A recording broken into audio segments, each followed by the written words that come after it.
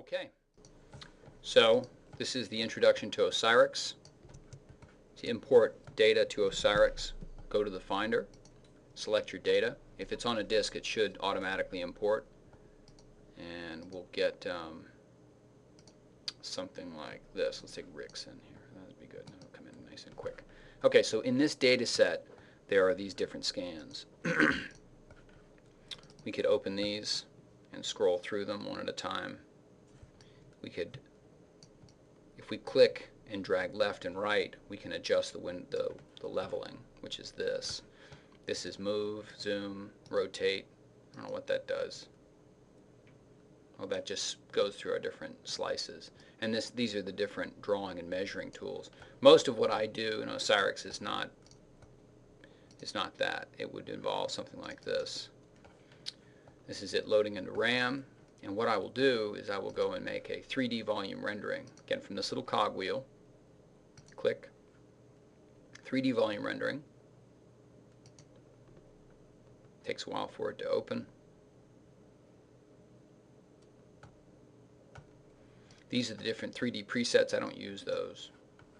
And this is our data. Yours may or may not look like this, but some of the basic functionality, the shift key, if you hold that down and click and drag, it will allow you to zoom. I'm going to select the scissor tool. You could also just select the magnifying glass at the top left and do that. So once I've selected an area, I'll hit the delete key and it will delete what's inside. And window leveling up, and then to the left or down and to the right. So I usually drag up and down and then left and right to get exactly what I want. If you want to make a more precise judgment of that, I would switch to the 16-bit, at which point I could go and adjust these points along our histogram.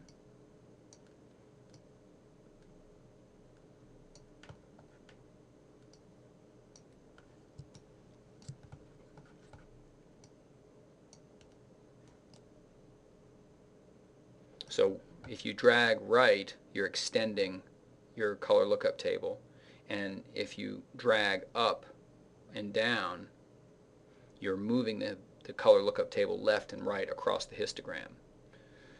So, and if you move in a diagonal, you kind of do both at once. I don't recommend doing that. I like to move straight up and down, straight to the sides, so that I can see what it is I'm looking at. I'm going to switch to the cube function. And the control key will allow you to rotate. And this is an interesting function, the bone tool, the bone removal tool. So I'm going to click on the pelvis here, and it should go through and do a decent job of removing the pelvis. It might remove some things we don't want, but so now we can come back in here and look at our pathology. I'm going to hide the 16-bit color editor, and actually I'm going to hide the menu bar down there as well. And the other thing we could do is we can clean this up with the, oops, I'm going to clean this up with the scissor tool. And the scissor tool allows us to surround an area just like we did at the beginning. Hit the delete key and it will delete that. And now we can look at this pathology from behind, and I'm going to adjust the window leveling again.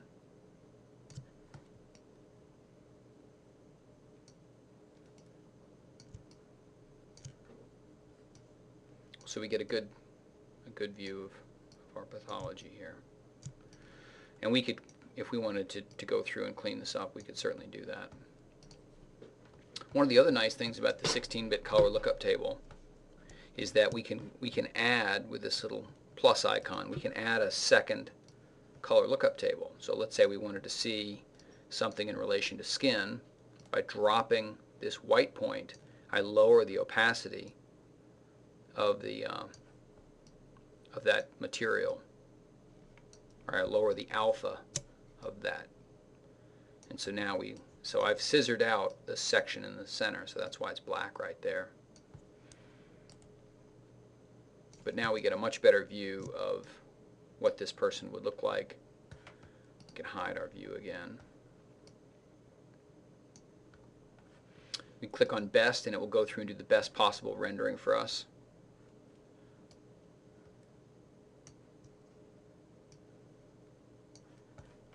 And one of the other nice things about the color lookup tables is that we can double click inside these little dots and adjust the colors.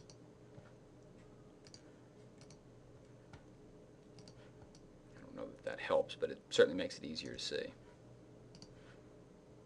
Okay, so that is the basics of producing our movie, or producing our images, and next we'll talk about how we go about actually getting in there and making a movie.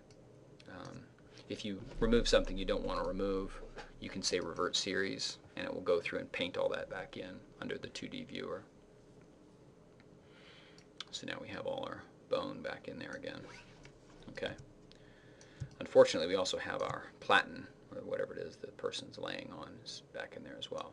So you remove that. So when you delete things, you obviously don't actually delete them. It's a temporary change. All right.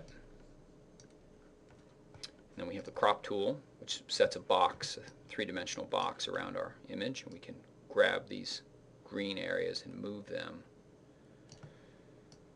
through our image. Click on it again to hide it. So we see some of the air in the large vowel there. Okay, or small vowel, I don't know what that is. Okay. And that's it. In the next movie I will show you how to export the images that you do create in the 3D volume renderer.